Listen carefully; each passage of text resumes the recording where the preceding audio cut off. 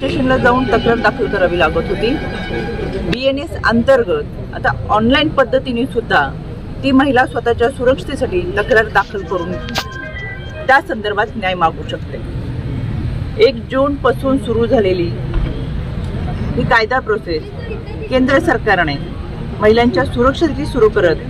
खऱ्या अर्थानं ज्या कायद्यांमध्ये आत्तापर्यंत कुठेतरी पळवाटा काढल्या जात होत्या त्या न काढता आरोपीला कायद्याच्या चौकटीतून कठोर शिक्षा व्हावी यासाठी हे 3 कायदे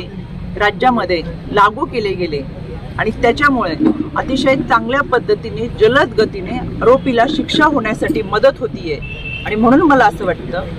कायदा आहे, सुव्यवस्था आहे, प्रशासन आहे, ते त्यांचं काम करते, पण या सगळ्या माध्यमातून समाजामध्ये आत्ताचे जे आरोपी आहे याला या अगोदरही 2016 मध्ये पोक्सो